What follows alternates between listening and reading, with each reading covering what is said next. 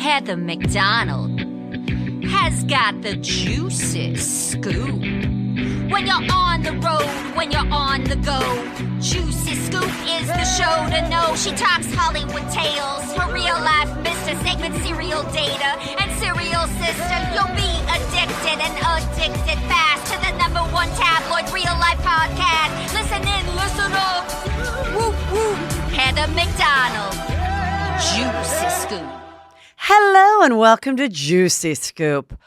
Well, I am back in my Woodland Hills studio. I am giving you all the scoop that's happened. Some of it I talked about it during the shows. Last week I did a really great Patreon where I covered some of it, but more and more Juicy Scoop has come out. I just want to cover it all.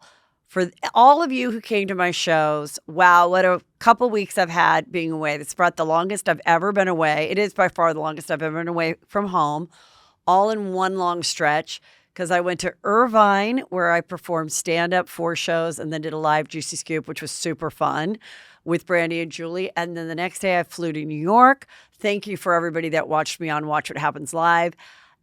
It was fun. It was fun. I talked about it on my Patreon. I hope I get asked back because now I kind of really understand the rhythm of the show and how it works.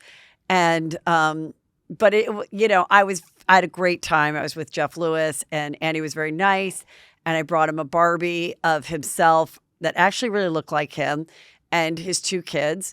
And then I was off. I recorded a great episode with Carol in person from Real Housewives of New York, which that really turned into explosive stuff because she revealed that from that episode, as you know, she revealed that Michael Cohen, former attorney for Donald Trump, came up to her about 6 months ago and said, I'm the one who took the picture of Tom, Luann's Tom, the infamous, it's not about Tom, is it, photo. It was I who was told to do that and deliver it to Bethany through her former fiance, Dennis. So that got a lot of press going on while I'm traveling around. Then I interviewed Erin from Real Housewives of New York. I'm going to get into that latest show, the latest episode of that new series with the young new girls in New York. And then what else did I do? Oh, I was a guest on a show, Out and About, if you want to see that. I didn't love the angle they got me at. You know what? Listen, I do have a good side, and this is it. Straight ahead, as you're watching, is okay. But to the side, just like Sheena Shea and Tori Spelling, I have a good side. And sometimes people film me and I'm like, not my great side. But people like that interview. It was just a very busy time. Then I got on the road and did 3 shows with Chris Frangiola. We did stand-up and traveling with him and driving around. It was exhausting, but it was so fun. So to everyone that came to those shows, I appreciate you. And then I spent almost how many nights? 5 or 6 nights in the Hamptons staying with my friend Lisa. And I really got to experience the Hamptons. Like, I never really realized how spread out it was, how attractive everyone was. I mean, it never was crowded. It was never hot. It really felt like I was on a movie set. I really felt like I was not in Earth. I mean, I went to all the places, the West Hampton, the South Hampton. We went to Montauk. We went to Amagansett. Like, went to all these cute places. I'm going to get more into the details when I have like my phone in front of me to really describe every place I went and the food and what I noticed and the shops and everything. But I thoroughly had a great time hanging out with my girlfriends. I got to see Jill Zarin and Gary, went out to lunch with Luann. Then I did my show, my live show, and Hannah Berner joined me. She was so fun to hang out with. We got drinks after. And then I was a little bit scared that I wasn't going to be able to come back to LA because I come out from doing the show and everybody's like, oh, you know, a hurricane is hitting Southern California. And I'm like, what? Hurricane? What are you talking about?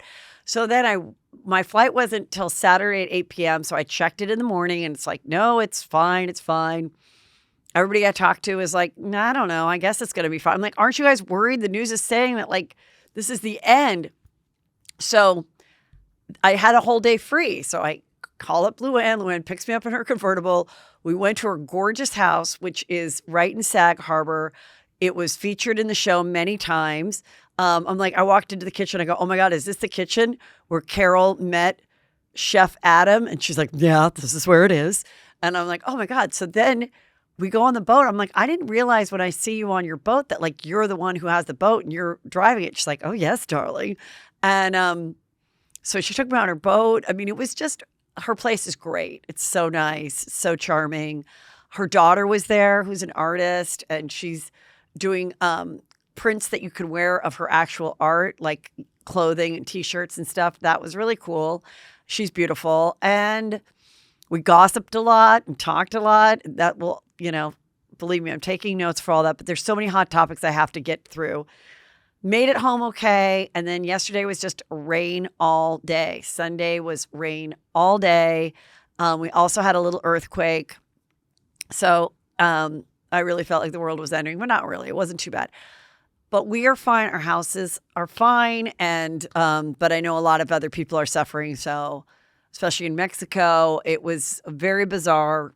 Never does it rain in August in LA. So it was a weird situation. So I hope everybody is doing okay. Of course, we're also praying for Maui. That whole thing is a disaster. And I'm going to talk about that later in the week too, or on Patreon, because there's some very interesting things about what's going on in there that I think happened. But let me talk about the fun stuff that Juicy Scoop for. So this reality reckoning that Bethany Frankel has, I guess, coined, along with, I think she coined something, she likes to coin a lot of things. Content for the people is the new thing she talked about. So listen, Bethany had a very great week in the podcast world. She got Rachel, born Rachel, then was Raquel, is now back to Rachel. We're going to call her Rachel, okay? Rachel. So Rachel did the interview, and oh my God, she's, on there. Now, let me just say, if you were looking for some real juice, you didn't get it coming from Rachel. You were just going to get frustrated by this interview, because if you watch the shows, which I know you did, and you followed it because you're a Juicy Scooper, it was very frustrating to have the host of a show, Bethany, downplay what she did or sympathize. And it was also, I didn't feel that she really was taking responsibility for what she did, which is have a covert secret affair behind her best friend, who she said was her best friend at the time. There's audio and podcasts of her saying that Ariana and Sheena are her two best friends on the show. Now, all these months later, she tries to say, oh, that wasn't true. So I'm going to go through all the things that made you guys frustrated.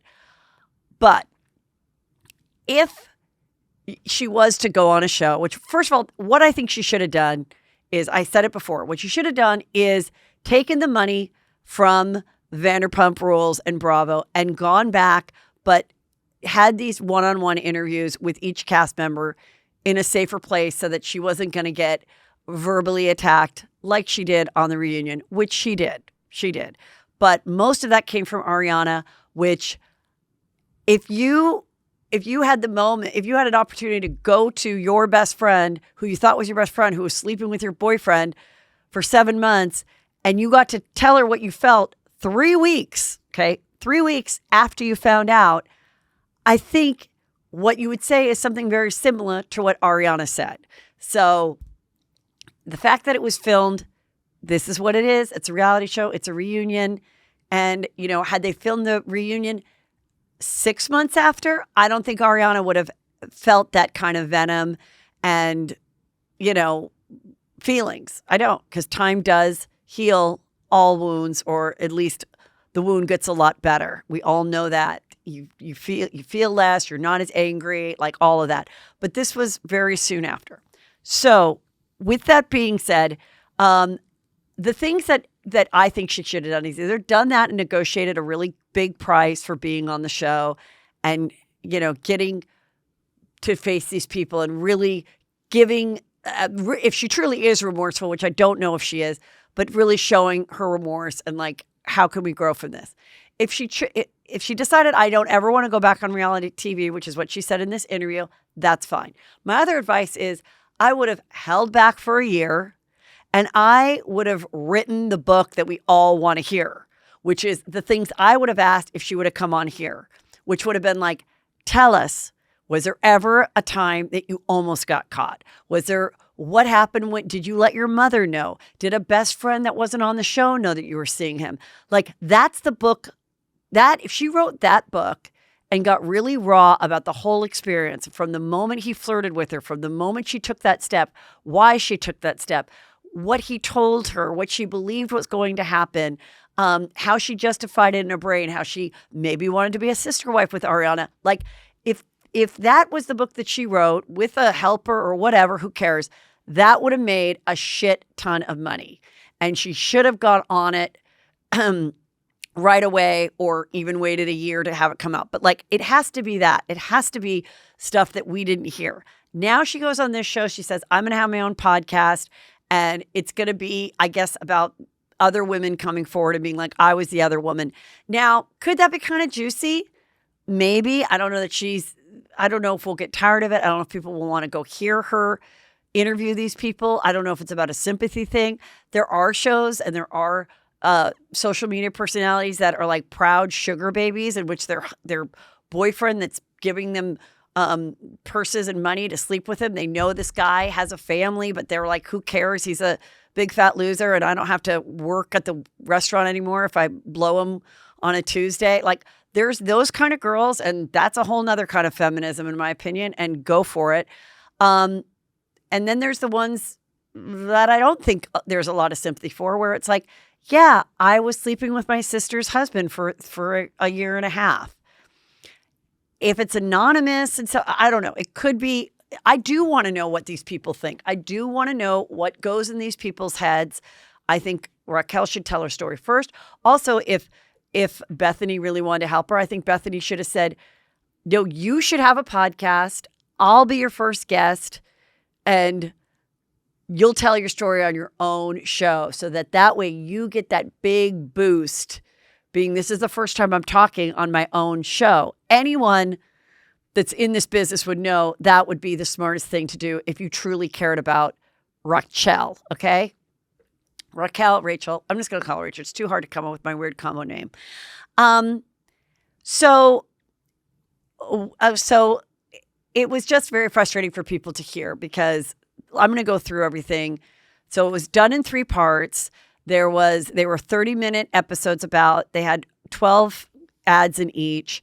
Forgive me for the person that did the work, I can't give them credit, went through, they believe that there's already been about over $200,000 in ad revenue for Bethany. I did a TikTok of like, well, clearly you're paying her, because the whole thing is that you are saying there should be a reality show reckoning, and there should be lawsuits, and there should be a union that protects the future productions of reality shows. That's a whole nother thing. So I was like, well, then clearly, if this girl's coming on your show, you're going to compensate her somehow, and you should be wanting to compensate her in the way that you say reality shows should be compensated. Residuals, the one-time fee, the fees covering things in the future, all of that, which is what SAG currently has for actors that do regular shows. Now, I could just talk for so long about this, but Bethany is now saying, you don't know if I paid her or not. You don't know what our deal was, and I don't need to tell you. But initially it was she didn't get paid. This is what I truly think. I do think that she probably got a check, probably between 10 and 20 grand for Bethany to come and interview her. Unfortunately, that's where it ends. I don't think she got a back end of the deal. I don't think people next week, people obviously won't be listening like they did before, but more in 4 months, if something super juicy happens, they might go back and listen to it like, oh my God, let me go back and listen to that and see if there's a hint, or who knows. Would she get any more money 3 months from now? No, she won't. This is it. So I think Bethany doesn't want to admit that she did pay her an appearance fee, because now people know still that's peanuts to what she gained from it. What she gained from it is that people went and listened to her podcast. And it did well, and she did make a lot of money, and a lot of people listened to it, and it was a juicy thing to talk about it, and I enjoyed talking about it. And I think that where it'll be in the future, I don't know, and I don't care. It doesn't affect how many people listen to Juicy Scoop. It's completely fine that she was number one or whatever. But I mean, yeah, I did some reels and some TikToks about it because with my initial thought, I was like, I have so many thoughts, and I don't know that I'll get through them all. But I'll just go through each cast member and what, kind of what she said and why it was frustrating. Also, the best part was Bethany crying over. She brought her to tears. First of all, she said, I flew all the way to Arizona. I do that for nobody. I left my beautiful home in Sag Harbor and got on a plane and came to, disgusting hot Arizona. I did that for you. And the only reason I did it is because you asked to come on my show because I'm so fabulous. And then she goes, yeah, my mom loves you. So then I guess she came and she brought her lit up Just Be sign, and she had somebody put it up for her and sets up the situation and then interviews her. Like I said, no juicy questions were asked. No hard questions were asked. She very much was on Raquel's side because she is putting out the case for that Raquel and like many other reality show contestants and people have been wronged by these production companies and networks and abused and humiliated, all this stuff on TV. A lot of people felt that Bethany, of all people, should not be the one that's at the realm of this crusade, being that she is very hypocritical, but also because she has treated so many cast members absolutely horrible to their face, saying the most cruelest, below the belt, awful things. And some people that are way more talented than I am as far as putting clips together have put together clips proving this. And so we all know that she said awful things. Nobody put a gun to Bethany's head and said, go be an awful person and tell this person that they sound like a drag queen and that they're a slut and they're a dum-dum and they're Humpty Dumpty. Nobody told her to say that. That was all Bethany, and it was entertaining for us to watch as viewers. Now that she has burned the bridge, Bethany, and she chose to light that bridge, okay? And the reason why, then I'm going to get into the details of the show because I'm just, it's a lot for me to cover. I know why Bethany is doing this. It's because she, in my opinion, she did pitch a handful of shows to Bravo and other networks in the last year or two. That involved basically the Real Housewives. But it's women in this town, but maybe they have a little different thing. Maybe they're just moms, maybe they're whatever. She was putting them together. None of them went for whatever reason. Whether she pulled out or they said no, they weren't going. Then there was this moment on Just Like That, okay? And I'm going to get into Just Like That at the end of the show. When the realtor, I think her name is Seema, the realtor says, why did you never go to the Hamptons or something? And she says, Sarah Jessica Parker goes, oh, I don't know why. And she goes, was it Bethany Frankel? And they laugh. And this got brought up to Bethany Frankel when she did a couple interviews to promote, I think, her mocktail in which she partnered with some woman that already had the company. And they're like, oh, how did that make you feel? And she's like, it was kind of hurtful. I know Sarah Jessica Parker. I know Michael Patrick King, who created the show. I don't know why they would say that, but maybe I should be flattered that they're talking about me. But you could tell like she was a little bit hurt by it, in my opinion. And of course, Andy Cohen is best friends with Sarah Jessica Parker. I think it was very shortly after that, because that was only like a month or so ago, that then all this stuff happened. And I think it was that light bulb moment for Bethany that she was like, fuck them. How dare they, and I think she also realized they're done with me. Okay. My time of rising and getting all these different TV shows going, they've all dried up either because of they weren't popular or COVID or whatever, deals dry up. She had nothing cooking. She had no other TV shows on, as she would say, she makes all these analogies, on the stove. So she turned off the stove and she put away the pans and she got a toaster oven and she made her own fucking thing. Okay, I don't know. But like, basically, I think at that point she was like, fuck it. You know what? I'm done trying. I'm done with being on TV. I know I'm done with being on TV and I don't care. And I'm going to do my own thing. And that's what she's saying. Content for the people. I'm going to just give it for the people. The people are dying for it. I'm going to give it to them. And I'm going to do it like a lot of us are, myself included, just on social media, podcasting, and YouTube. That's it, because I don't care, because I don't think they're going to come a-knocking, so I don't care what I say. I'm a little bit in that position as well, so I can relate to her on that level. But where I think it's inauthentic and hypocritical is that she's like, oh, I'm going to really fuck you hard, because now I'm going to point out that you guys shouldn't even be able to have these shows, basically. And the thing that it kind of backfired is that the people that care about these shows, that watch Vanderpump, that talk about them with our own little media here, myself included, that love the shows, we're not going to be on your side. We don't want them to strike.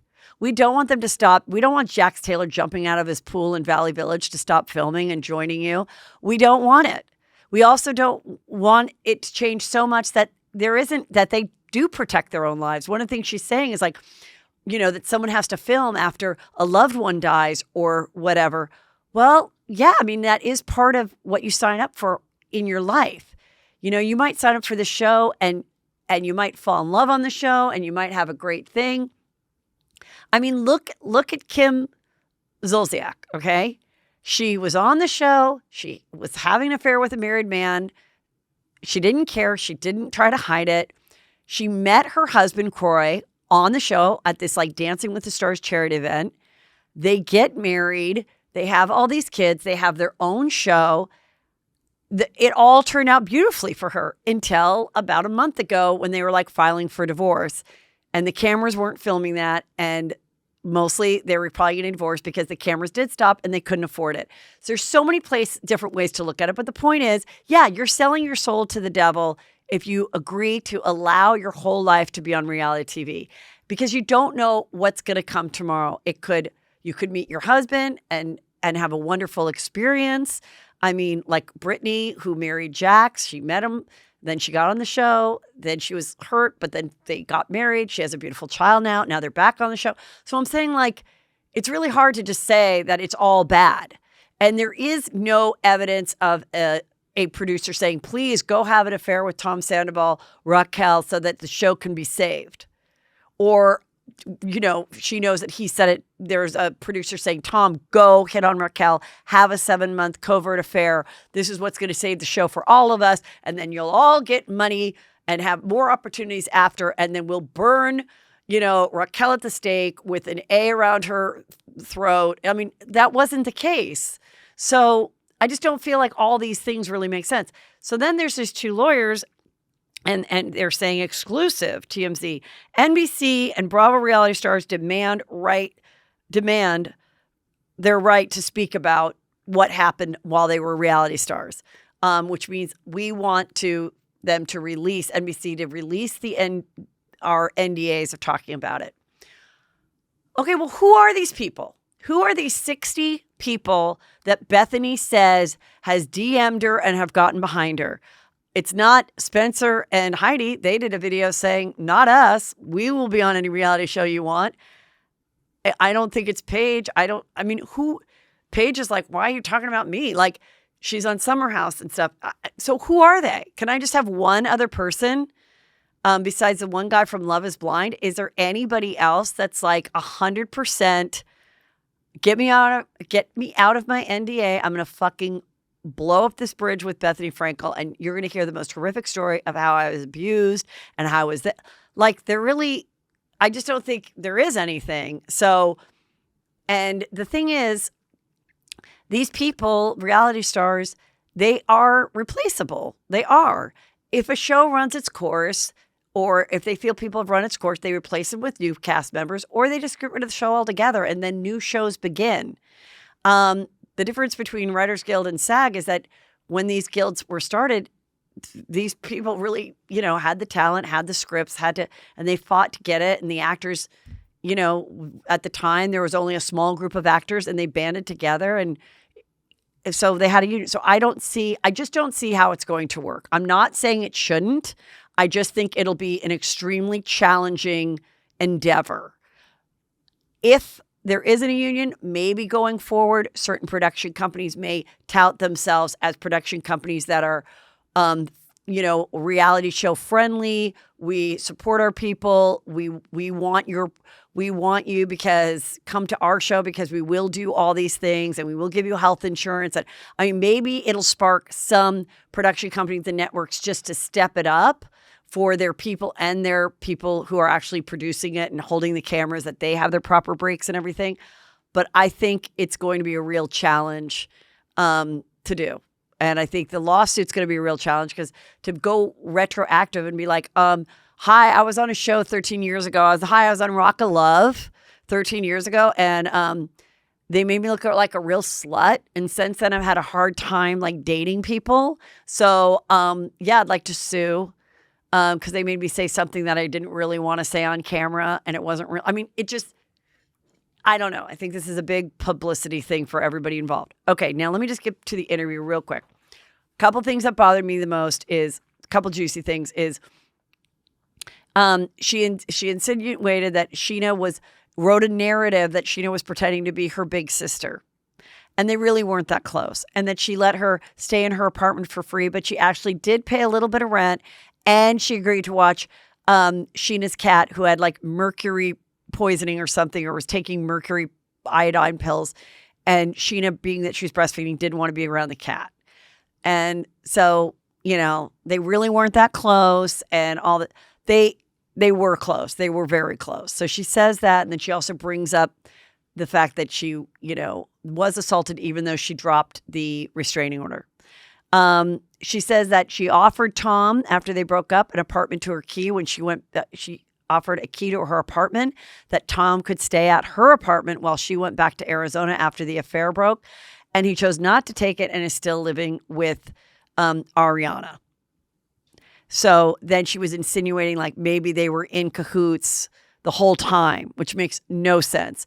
And that she also poked holes at like the fact that the way it was found out with the phone falling out and then someone handing the phone to Ariana and her having an instinct to look at the camera roll and seeing that, evidence that they were intimate with each other, that was maybe not how it happened. Why didn't he change his passcode? If, please, we were having an affair for 7 months and he knew that I was going to send him a masturbating video. Why didn't he change his passcode before he went on stage? It was come on. The dog, she explained the dog situation. And then she said she wasn't happy that the dog went back to Graham and that Graham is the one that got him to start biting because Graham encouraged him to bite his own hand and he liked that feeling. So then I'm like, is she insinuating that Graham is into some like SM bestiality stuff? And she said a lot of really shitty things about people. She also said that Lala stole the home that Lala bought from Brock, that Brock wanted that house, Sheena's husband, and that Lala stole it out from under him. When that's not at all the case, Brock and Sheena were so excited that the house next door to them in Palm Springs was available that Brock went over and, talked to the realtor face to face to say, like, I have a great friend that wants this house. Called Lala. Like, she made it sound like that scene with Kyle and Kim, vintage Real Housewives of Beverly Hills, when Kim's like, you stole my goddamn house, also from Palm Springs. So I'm like, has she been sitting in this mental facility watching old Bravo housewife shows and now like taking storylines from other people and putting it for himself? So now Lala was the Kyle in the situation, like just very weird. She's like, you were crying. Bethany goes, you were crying. And Andy never offered you a tissue, but he did offer Ariana one. Like, is that going to be part of this stupid lawsuit? Like, it's crazy. So, I mean, that's about it. Like, I thought she could, I mentioned in my TikTok, she should have a show, with girls coming forward. But really what I think is, I still think there's a place for that book, but I think she missed the window of really, really telling the truth. I think people now are so annoyed by her that they wouldn't even want to hear her story, even if she's being raw. If she'd gone away for a year and then come with a real raw story along with all the juicy details, but with some real remorse behind it, but giving us those juicy details, that is where she would have made the real money. I don't think her podcast will be successful. Even if she got the most famous side pieces around the world to be her co-host, I just don't think it's going to be successful at this time in 2023 and everything that has gone down. Meanwhile, here she said right here, sorry, Raquel said that Andy Cohen, she puts him on blast saying that he violated HIPAA laws by saying she was on something. Now, this was a very weird thing because she said, well, I was on something. I take antidepressants or something. Andy, I believe, said like on his own radio show, I don't know, she seemed like she might be on something. That's not violating HIPAA laws. If he would have said, well, I know for a fact that through production, because we made them write down every prescription pill they take, I know that she takes this antidepressant, and then that would be violating HIPAA laws. But not saying, I don't know, it seemed like she might have been on something. That's not a HIPAA violation. So Andy and none of them are even addressing any of this. They do not want to fuel the fire. They don't want more Page 6 articles about it. They'd probably prefer if I wasn't speaking about it, but I don't work for Bravo. So there you go. Meanwhile, Britney Spears and Sam announced over the weekend that they're getting divorced. And she is going to get hot chicken wings. They got photos of her, and she was out with a bunch of guys in another weird dress. And one guy's like licking her legs, and they're carrying her, and she's like, I'm having a great time. I just wish that Britney had some girlfriends. I'm not saying these guys are bad guys. I just kind of feel like one guy is like, oh my God, come on over. We are hanging out with our girl Britney, and we're going to do some videos that 40 million people will watch. And it just didn't feel like they were in the right, really thinking about her and what she should be doing right now. Now there's lots of talk about this divorce. So let me just break down the divorce for you guys. So he basically, Sam did a post saying like, hey, shit happens. He wrote ridiculous, spelled it wrong. Now I'm a horrible speller, but I did think he spelled ridiculous, ridiculous. But he also came here when he was 12 from Iran. So I don't want to criticize. So some people were talking about that he wrote it. Also, he's getting divorced. Give him a minute. And he just said, yeah, it didn't work out. Shit happens, whatever. Then she got Laura Wasserman, who's a huge divorce attorney, is working for Kevin Costner. He had a prenup, and there was a bunch of articles about, like, is he going to fight that prenup? Is he going to walk away with nothing? And then the biggest scandal was that there was a person that came forward that's like, I went to this gym. He was at this gym. It was a very misogynistic gym. There's some shady stories allegedly about this particular gym. And he was constantly flirting with me and asking me to, do sexual stuff with him while he was dating Britney Spears these past 7 years. So I don't know if there's any real evidence of him cheating, but he also accused Britney of cheating. He said she cheated with someone on staff, someone who would take her videos. This guy, Cade Hudson, he used to be an agent, William Morris. He got in some trouble. Some accusations were thrown allegedly about him soliciting young men sexually. He was her manager. They've been on trips together. It looks like very much like he's sexually interested in her, which he could be. He could be bi or whatever. I don't know if he's insinuating that that's who she's had an affair with or what. Jason Alexander, not from Seinfeld, her first husband, he's done some interviews that I've listened to, and he said kind of an explosive thing, allegedly, that he, I'm just saying this is what he said, so I don't have to say allegedly. He said on the podcast that when they were hanging out and right before or after they got married, they were only married for 72 hours, they were in Vegas, and he walked in on what his eyes told him she was having an orgy with some of her gay and straight dancers, guys, girls, whatever. So I don't know if, and he then said, I think Sam's not good for her, and I think Sam's gay. Meanwhile, there's girls saying, no, Sam is straight and hitting on me. Sam is saying Brittany cheated. Maybe he got that idea from this Jason Alexander. I don't know. I never even thought the marriage was real, but I guess it really was, because there was a whole bunch of people saying there isn't a marriage certificate. But no, I guess it was a real marriage that really happened between the two of them that is now ending. I will say this in defense of this guy, Sam. I don't think it's easy. I know it's not easy to be a friend to, a mother to, a sister to, or a boyfriend, girlfriend, lover, spouse to someone that definitely has mental illness. And we know that she does. And, as fun as she is and as talented she is, we know that she has issues. And, it's genetic in her family. She's been on medication. She's been off of medication. Her medication has changed. She's been in this horrible conservatorship, which absolutely wasn't right. The lack of freedom that she had was not good. But one thing I always noticed is prior to the Free Britney movement, in which the fans started, Sam was there for like a solid 5.5, 6 years before it ever began as her steady boyfriend. But he never spoke about it. He never was like, what's fucking bullshit is that my girlfriend's parents won't let her drive a car or get a cup of coffee or leave when she wants to leave. He never said it.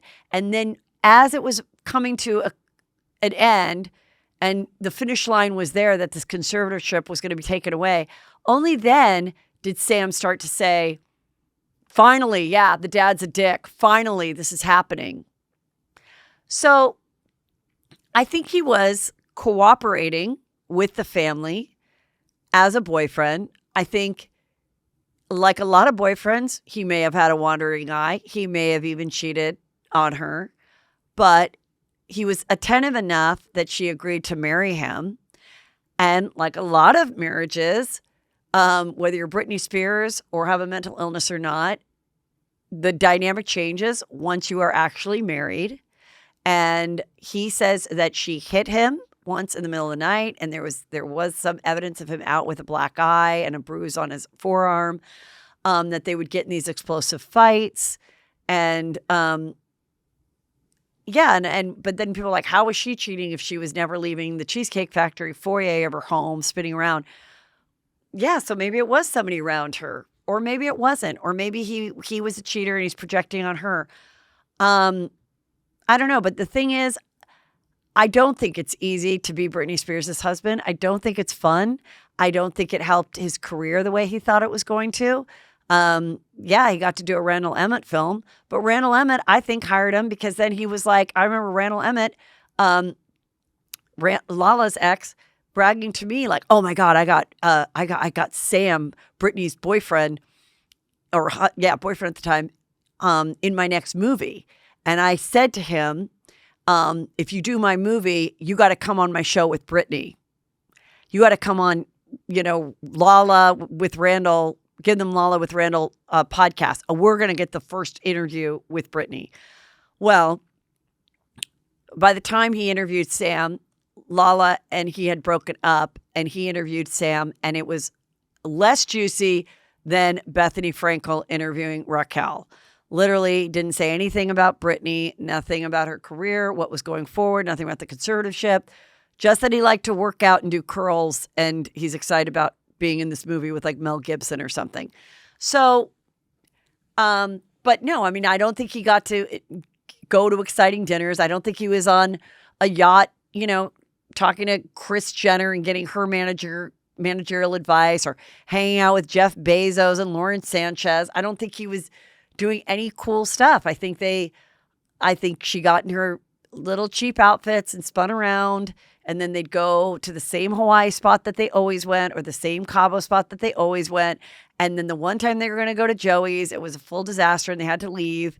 And so then he would escape and just go to the gym by himself. And maybe he woke up one day and was like, you know what? This is never going to get any better. In fact, it's getting worse. And I think I'll do better on my own. And I think I will I want to work hard and have a career of my own. And maybe I want to have a family. I don't know. So I'm not like a super hater of Sam and all of this unless more of it comes out. But all these conspiracy theories that it isn't really her and all this. No, I think it's her. I think people's faces change with age and medication and having a hard life, and I think people's teeth move, and I don't think she's been replaced by like an alien or anything. All right, now let me tell you about another crazy story that came out that was very interesting. Michael Oher, who was the real life person for the inspiration of the movie The Blind Side. Just to remind you guys of what this movie was, I think it was first a book, and then the book was sold to be a movie. And it was this rich couple named what were their names? The Toohey family. And they had a daughter and a son. You remember the movie? They had a daughter and a son, and they like lived in Texas or something, or I can't remember where, but they were Southern. And they both went to University of Mississippi, and they were, big donors of the school. And in the movie, Sandra Bullock won an Oscar for it. She plays the mother. She sees this boy at the school, and she doesn't believe that he has a safe place to stay at night. So she's like, that's it. You're coming with us. And then she's like, why don't you just live here so that you can go to this school, this like Christian private school. We'll get you the tutor, Kathy Bates. Now you're a really good football player. You don't know how to play. I'm going to teach you how to play. In the movie, she teaches him how to play. And then he has to decide between the schools, and he chooses Mississippi, and there you go. And he becomes a professional football player. But in the past, we kind of heard some rumblings that they weren't that close or something. So this came out that he is now coming forward and saying that he signed these papers after he turned 18, and he thought they were adoption papers because in the movie, they're like, you're part of the family. We want to adopt you. In fact, it was actually conservatorship, just like Brittany, papers. And they said, sign this because you're over 18. So it's like an adoption, but you can adopt adults. It does not have to be a conservatorship. You absolutely can adopt an adult. And so then you would say, our 3 kids, they're all 3 equal, are going to split, their inheritance together, whatever. Whether you adopt the kid at 10 or 22 or whatever. So that's fishy. Now he thinks that was so that he really he goes, I got nothing from the movie that made over $350 million. They said, no, each kid in our family, him included, got $100,000. We each got $100,000 for giving our life story to the movie. We never received any more movie. We never received, the Tooheys are saying, any more money from that movie either. But then the other side of that saying was like, yeah, you didn't care because you just sold your business for $200 million. So you didn't care about trying to get back end or whatever of your life story.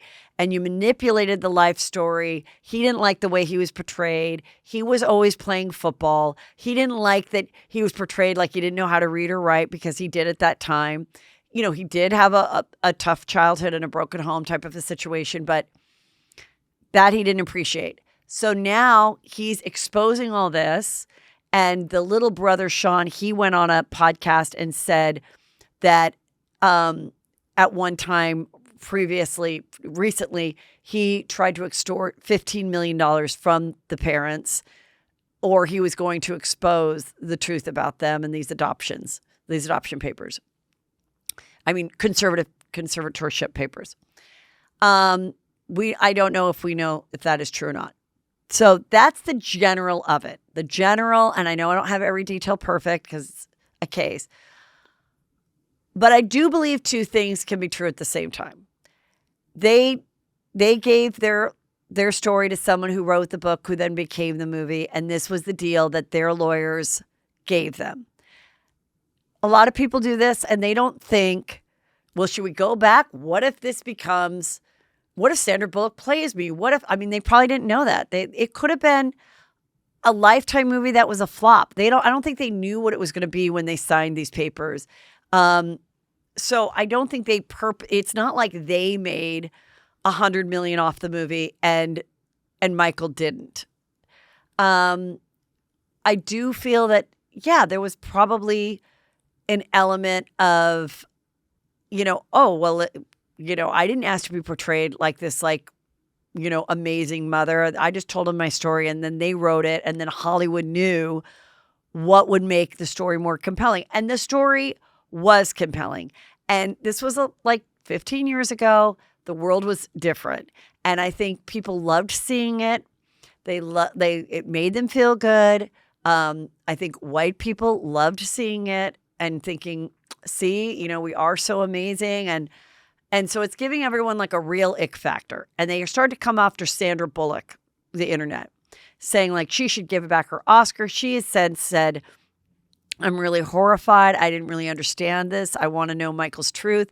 Meanwhile, poor Sandra Bullock in the same week lost her partner of I think they've been together like 7 years. He was a very good looking photographer and he got ALS and he died just like a week or two ago. And then she has to deal with this.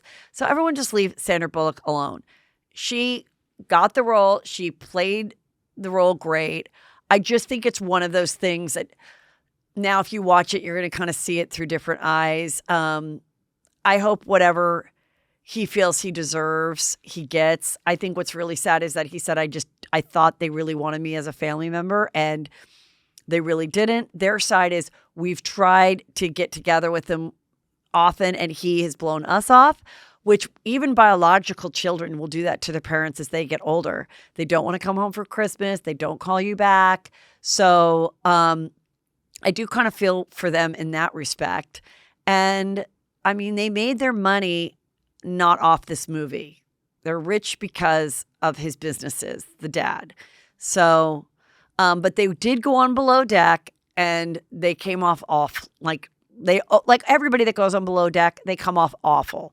Not liking the food, talking about chocolate ice cream or something. There's a question about the movie and the dad, answers it. I don't know why they did that. So people are digging that up going, they are kind of dicks. I mean, I have a real friend who has sons who were on a football team, and it was a very mixed school. She is white, and there was several football players that became close to her sons that she has really taken in. They lived at her home. She supported them, helped them in college, helped them get in college. They're very, very close, but she never officially adopted them. She was always friendly with their mothers. It was like a connection that she had that was like, come to my house. I have a whole special laundry section for just the football players. And he can have his own room and he can study and I can help them with. So there are people like that are really genuine, wealthy people that really go above and beyond to help people and treat them like a son. And it really is a genuine thing. And so I'm not totally sure that these people weren't totally genuine about it, is what I'm saying. It could have been a little bit, like I said, two things to be true at the same time. So I just hope that everybody gets what they feel they're asking for in this. And if there is some type of money that maybe he can get because he didn't have proper representation from the production, maybe Bethany Frankel, her next interview, well, I would like to have Michael Oher as my next interview, but if you don't want to go to me and you're willing to hang up Bethany's neon light in your house, Michael, I'm sure she will try to represent you somehow and get you your money. Tori Spelling, you guys. Tori Spelling. What is going on? Separated from the husband. She has the 5 kids. Her mom lives in a beautiful penthouse in Century City. Her best friend is Josh Flagg. He has made it clear that he offered his home, his $9 million home, to Tori Spelling. And she stayed a few days, but then she left. And he was like, why are you leaving? You can stay there. I'm in Europe. Like, you can stay there. She chose not to, and she then got an RV and was staying at like a very nice campsite near Santa Barbara. It's very nice with her kids. Somehow the paparazzi happened to find her, took a bunch of photos. Everyone's like, my God, why is she so broke? Why won't the mom help her? Where is Josh Flagg? Josh Flagg was like, I don't know why she's at a campground. Other people are like, maybe she's just camping. People do that. People go to campgrounds and just actually have fun in camp. And so, I mean, we went camping once as kids, only once. My dad, when he moved to California, he came from New York, he really wanted to camp. And so we had some swimming, my brothers, and we rented a camper, my parents. I was only 1 year old, but I've heard the story many a time. And they found a campsite in San Diego. But first, when they pick up the camper, it was like half the size it was supposed to be. But this is a million years ago. And so you're like, I guess we'll take it. They get there, and my mom said it was absolutely disastrous. It was way too small. I was 1 year old. I was sick. I was throwing up, and I had these curly hair. So my mom said all the throw up was in your hair. Everybody was sick. Everybody was miserable. We were having an awful time. No one was sleeping well. The boys did horrible in their swim meet. And my mom took me to the showers in the campground to wash the disgusting throw up out of my hair. And this little girl looks up at my mom, and she goes, how long has your daddy been out of work? And my mom said, our daddy's not out of work. We're on vacation. What the hell is this? She's like, oh my God, it was like the grapes of wrath. So some people go on these things for fun. Other people, I don't know. This is a million years ago. This is a story that's been passed down. Don't hold it against me. My mother is dead and can't defend herself, but this is a story that she told. And then when we left, my dad said, after the horrible trip, as they were driving from San Diego back to LA, my dad said, I guess I should have taken that 2-bedroom condo in Vacation Village in San Diego that my boss offered me. But I just thought it would be fun if we tried out camping. We've never went camping since. My mom was so pissed. Anyway, maybe Tori, being that she grew up in a very wealthy home, maybe it was her dream to do camping with her 5 kids, like it was my dad's dream to do camping with his 5 kids, okay? Doesn't always work out for everybody. The other thing was she said, there's mold in my house. I don't know if she owns the house or rents the house, but like I said, I would think if there was a mold issue, they would be paying for other accommodations, whether it's an Airbnb, which then she said, I tried to get an Airbnb, and this horrible realtor was like mocking the fact that I was asking for this Airbnb. So did she go to this RV? Did she get this RV and have these paparazzi take photos of her so that people would feel sorry for her, and or Dean would feel sorry for her, or her mom would feel sorry for her, or we would feel sorry for her? Or is she building a case to sue whoever is responsible for the mold in her house? Because now she's in the hospital saying, I've been here for 4 days. So is she here because of mold poisoning? And mold is a serious thing. So I don't really know what's happening, but this is a girl who definitely knew how to do the paparazzi game and always made sure she was photographed. There was a time when we didn't know she was getting divorced from Dean or not, and she showed up, like I said, walking out of an attorney's office with a yellow pad with big writing on it, like, divorce, child support. So I don't know. I don't know what she's doing. I hope she's not sick, and I hope that her kids are in a safe place and starting school. Meanwhile, Natalie Portman reunites with her cheating husband. It's found out that he was cheating, but she's back with him. A lot of the comments are, remember, he cheated with you when you were on Black Swan and he was the director, and he had another wife. So the whole cheating circle thing does happen. Meanwhile, Trish Cyrus, Miley's mom, got married to this boyfriend, and Miley was the maid of honor, but her brother and sister went to Walmart instead. So not everybody likes the stepdad. I'm guessing that's what it is. Okay, meanwhile, little update on Lisa and Lenny. Okay, so Lenny had a divorce settlement. Now he's rescinding it.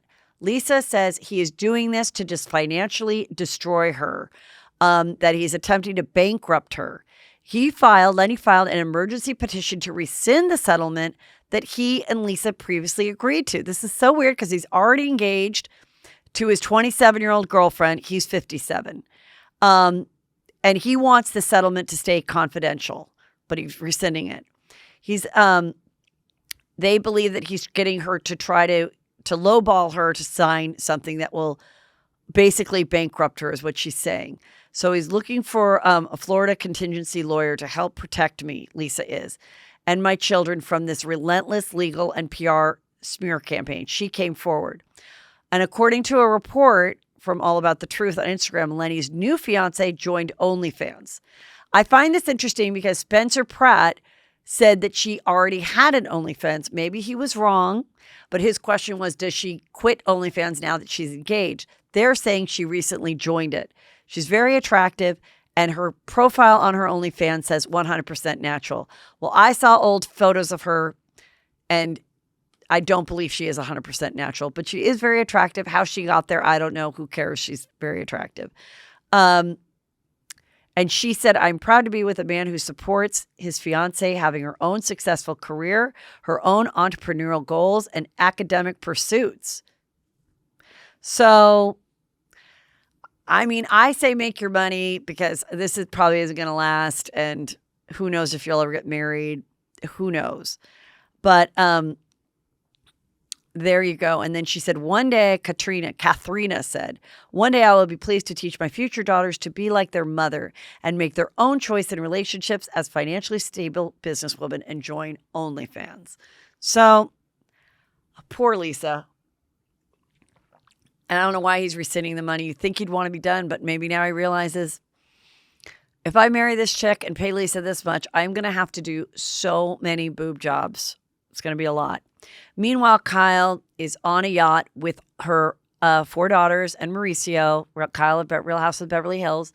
We all saw the music video. I'm going to make you love me.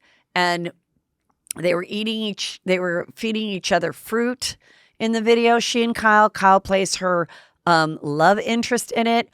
And she does the splits. She does the lippity splits. I said, in the comments, I said, next, she's going to do a tight set of lickety splits. And someone said, no, you should call them lippity splits. She does the splits. It's really cheesy. They get really close to kissing, but they don't kiss.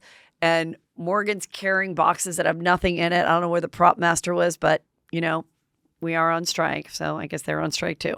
Anyway, I don't even know what I was getting with this with Kyle, but we don't know if she is with this Morgan or not, but everything I said has been proven to be true. She does have a financial interest in Morgan's career. She's doing a documentary with Morgan that she's producing, and she is in her music video. So I maybe they weren't really lesbians. I don't know. I don't care. I feel like she copied everything that the 2 little Oppenheimer twins should be pissed that she copied everything they did. Because now the Oppenheimer twins, the tiny twins, they had Selling Sunset. Now her husband has Buying Beverly Hills. Chrishell left the main guy to be with a tattooed lesbian G-Flip. She left the main realtor Mauricio to be with a tattooed lesbian Morgan. So I feel like, again, a lot of people are just sitting home watching other people's reality shows and then stealing their storylines. It's like, what the hell? Meanwhile, Meghan Markle, according to Page 6, in addition to her falling out with her father and her half-sister, Meghan Markle has reportedly cut ties with multiple longtime friends, including childhood BFF Niaki Preety, Canadian socialite Jessica Mulroney. Well, we remember that story. That girl kind of got in trouble for some Instagram going back and forth with someone else. And royal wedding guests David and Victoria Beckham. We know why. Nobody really knows why. The main reason is they got some stink on them. They're not popular. And these people weren't really their friends. And they really didn't enjoy them or find them interesting. And they probably blew them off. And that's probably why she's not friends with them. Meanwhile, she was wearing this like sticker, what's it called? It was like a New Calm sticker on the inside of her wrist, and she made sure she was photographed, like pulling her hair back. And so a lot of people speculated, does she have a part in this company? It's a non-FDA approved, like, you know, one of those, like, whatever, these patches that a lot of people are doing. Or is she going to launch like a wellness line? I don't know. Meanwhile, Prince Harry just debuted like a lot thicker, darker hair. Good for him. In a new headshot that is on a website for mental health. So he's, you know, being a part of that, which is good. And part of his mental health is, I think, getting more hair. I think that's going to help him perk up a little. So good for him. Oh, let me talk about Sister Wives. It aired last night, and not a lot happened. As you know, I'll be watching this. Sister Wives, we've got Cody. Christine, wife number 3, is left, and she is glowing and giddy. As we see this, she is single and living in Salt Lake City and could not be happier to be away from Flagstaff and Coyote Pass. Now we know she's engaged, and she's very happy. Meanwhile, Janelle is finally got the trailer off Coyote Pass and is living in an apartment in Flagstaff, and she is still delusional, thinking that she's going to build her house on this land. What we realized about this horrible land that they bought is that the owner is carrying the loan for 2 years. So if they don't come up with the money in 2 years, well, I don't know what's going to happen, but they can't build until they come up with the money. So I don't know where they are with this land, but I'm sure they're just going to end up giving it back or trying to sell it or whatever. It's never happening. Nobody wants to be on it. Poor Mary. Nobody wants to spend any time with her. It's just so obvious. Like, Cody's just like, I don't know why she's still here. We know now that she is also gone. So we know in real life today that the only woman he has left is Robin. But I am so excited to see each woman this season tell him to fuck off. Starting with Janelle, she does say fuck you. So I am actually really excited to see that and watch this and watch everybody realize what a dick he is. But some of the things that Robin said, well, she's always crying and she's like, this isn't what I signed up for. No tears coming. I thought I was going to be sitting on my porch with my sister wives, watching our kids and our grandkids play. And I do think that's what she thought. And I think that's what they thought when they bought the Coyote Pass. And then they said, well, a lot happened with our family once Robin came. And Robin's like, well, I didn't even know there was a problem. And they're like, yeah, well, we pretended like we were this happy family. And I think Robin's like, I think you sold me on the fact that you were like this happy, functioning family. And I wanted him to have a sexual relationship with each wife. I didn't want to be the only one to have to fuck him. I didn't want be the only one that he was going to spend the night in my house every night. I really wanted this for my kids. She was a divorced mom. I really wanted to have 3 other wives carry the burden of dealing with this dickhead and be on TV. That's what I wanted. I didn't want to be the queen bee. And then it was kind of funny because Mary was saying, well, he used to love my turkey that I'd make him for Thanksgiving, but then he liked Robin's turkey. And then she started to laugh and she was like, you know, he signed up to have to like both turkeys, but he really only likes Robin's turkey now. Obviously, her turkey being a reference to something else. But I actually thought, Mary, that was pretty funny. So Cody is like, I'm tender and I just want to hate Christine. I want to hate Christine more. I don't want to like her. And God, nobody seems to care that I had COVID. I had COVID and I was sick and I couldn't sleep. And it was like a knife in my gut. I mean, and Christine's laughing because he was such a COVID freak. And then he's the one who got it. Like Christine never got COVID. I don't know that Janelle ever got COVID. Like he's the one who got COVID and he's still making them test. And they're like, are you kidding me? I have to still test. Anyway, let me talk about And Just Like That real quick too. And Just Like That, I think there's only 1 episode left, you guys.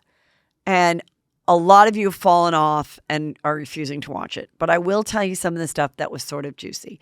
As you know, I've ended up liking Shay Diaz. I don't know why. She's the non-binary stand-up comic who was killing it a year ago. She had a hit podcast. She had a pilot with Tony Danza playing her dad. She bought a beautiful apartment in New York. Now the pilot went away. The podcast, she can't get another podcast because the writers let us know podcasting is dead. And by the way, they started their own podcast. The writers of the show now have their own podcast. So I'm like, really? So she has to work at this vet place with this other woman who I believe is a trans woman as well. Meanwhile, the vet is like an old crotchety white guy that doesn't know how to change different pronouns. And he's calling Shay a she. And she's like, it's they. And he's like, oh, I'm sorry. And I'm like, listen, I just don't believe that if you had if it was going to be difficult for you, you might be like, do you mind or do I not? Anyway, that part's unbelievable. So meanwhile, Shay is finally getting back into stand-up. So she's going to do like a shitty 6-minute set for no money. And Carrie is being a real bitch. Carrie's like, I'm having a party to say goodbye to my apartment because I bought a new apartment with Aiden. And I am inviting not only Shay Diaz, your ex, Miranda, but also your ex-husband, Steve. And Steve is like, hey, I was walking down the street in Coney Island. And I was like, you know what? This place is just calling to me. I'm going to make it really special. It's going to be a special restaurant in Coney Island, like right on the boardwalk. And I'm like, this is an awful idea, Steve. They just said it took them 3 trains to get there. And who's going to be eating there or how good the clams are or whatever when it's Coney Island? You're just going to have tourists going to be like, I just want a hot dog. Like, this isn't where you like make a great restaurant. Anyway, she's like, well, they're my friends too. Too bad, Miranda. So then Miranda's like, I don't really think I want to come. And she's like, well, you're coming. So she's like, you're right. I am going to come and I'm going to surprise Shay. I'm going to sit in the back and watch her stand-up act. And this I did think was juicy. So Shay gets up there and she starts talking about how she was dating a woman who was married, who doesn't know how to have sex and is neurotic and is too into her ex-husband and her kid, and what a bummer it was for Shay. And then Miranda gets up and leaves in the middle of the act, in which Carrie doesn't follow her out or give a shit. And then Shay follows out and she's like, I'm sorry, that's what we do. We talk about our lives. She's like, well, you didn't talk about all your problems. She's like, well, I was going to. If you stayed for the whole act, I was going to talk about what a piece of shit I was or whatever. And so anyway, people asked, what did I think? I think that was very realistic. I think stand-ups do talk about themselves. They talk about their relationships. I do. They talk about people in their lives. And sometimes it is stressful. And sometimes I have people coming to the show when I do stand-up. And I'm like, and I purposely leave out a joke. Maybe that's not necessarily about them, but I think might trigger them about something, you know? Like if I talk about like somebody killing their husbands and I have a friend who's actually a widow and I know she's going to come to the show that night, sometimes I cut it out, or all of a sudden I'm getting to it and I'm like, oh, fuck. And then I get out of my head knowing that they're there. So that part I thought they kind of nailed. But a lot of people were like, it wasn't funny. It wasn't, I still hate her. Done. And then at the very end, Aiden is bawling because his youngest son got drunk, got in a horrible car accident, broke his leg, and he doesn't even have a driver's license. So he's really on a path of like self-destruction and fucking up. And he's crying to Carrie, and Carrie's never been a mother. And this is where it's very hard to date somebody who has kids when you don't. And you're like, wow. And he's feeling really guilty that he has been there for his youngest kid. And he's been just, you know, in la la land with Carrie. And so that I thought those two things were really realistic. This also happened over the last week. Taryn Manning, she posted this video of herself, I think on something, okay, my opinion, in her own car. She posted it. First, when it got sent to me, I thought she sent it to a friend and then they posted it, but she posted it. And Taryn Manning has been an actress. She's in Orange and the New Black. And I mean, it was sad because she was out of it. She has since commented saying like, I should have never posted it. I should have kept it between friends and family. But I'm like, I don't think your friends and family would have wanted to hear this. Basically, she was like, I just want to talk to you about the fact that I've been seeing this man. He's a married man and he likes me to lick his butthole. And I don't really mind doing it. So I do it every night. Well, maybe not every night, like every 3 or 4 nights. And his wife is like, I'm going to get a restraining order on you. And I'm like, you're going to get a restraining on me.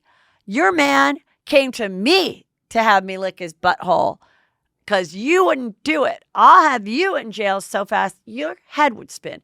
And this gentleman, he told me he loved me. And I loved him so much. I have a bunch of cash. We're driving down to Newport. And I was going to buy him a boat. And, because I'm like, we get along. We both like kinky stuff, like me licking his butthole. And then he was like fingering me, and then we were like driving.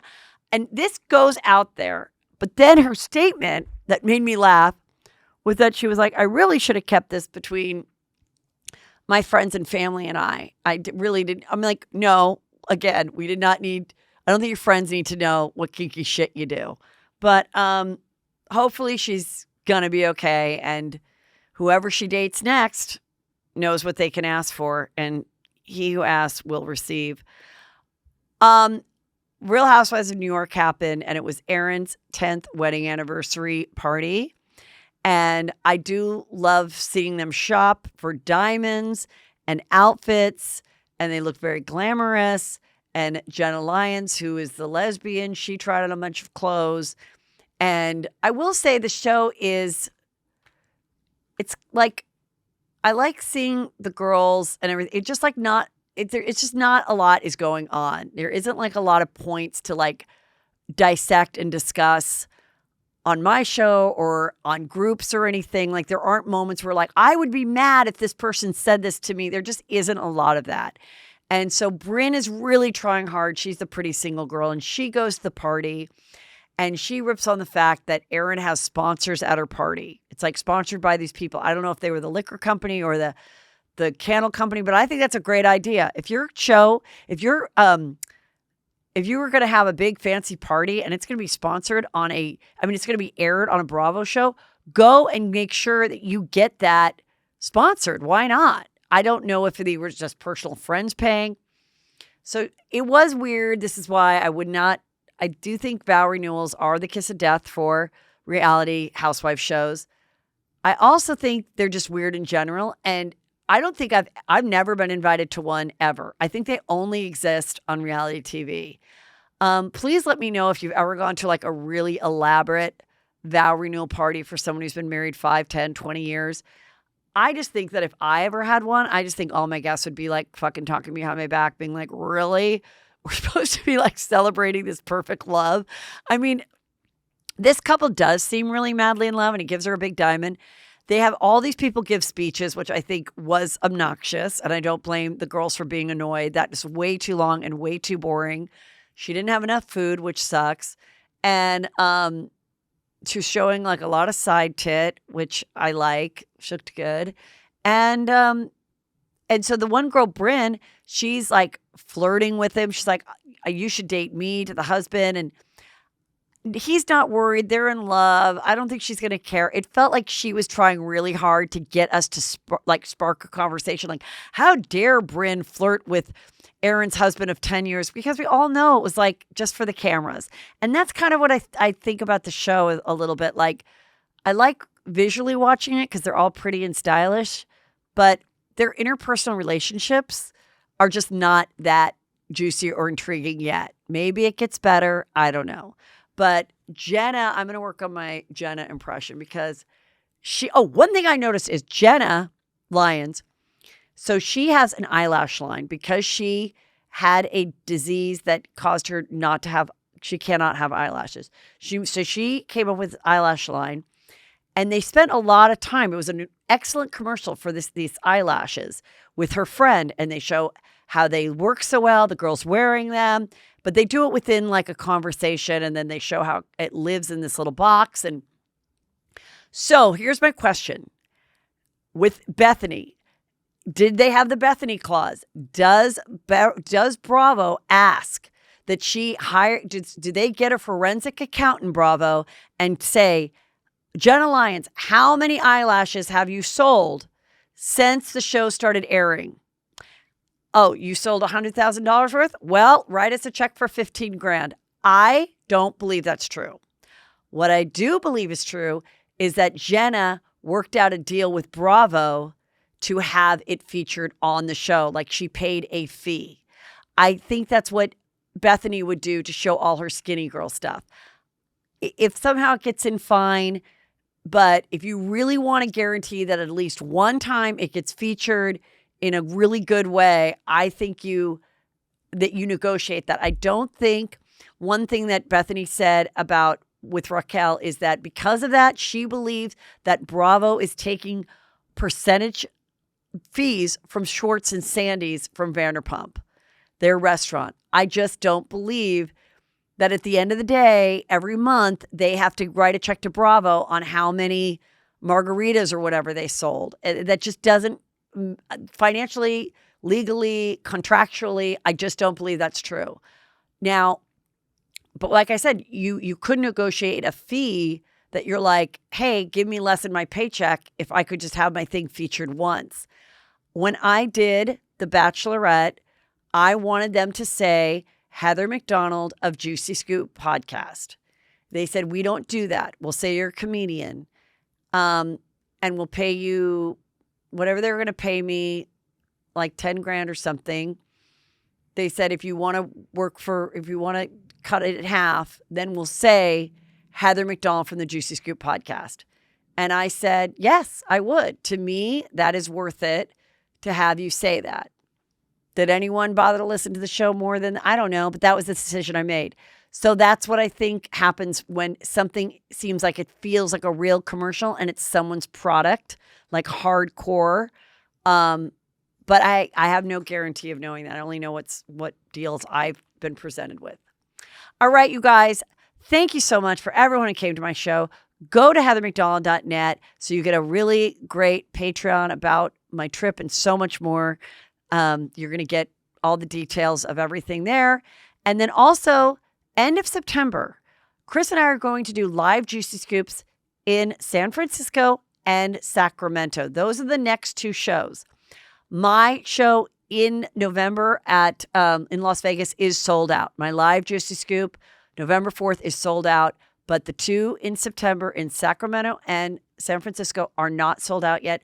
Please come. It's always fresh and different. It's with your favorite Chris Frangiola. It will be a blast. I'm always changing that show up. So I don't even know what it'll be. So you will love it. Thank you so much.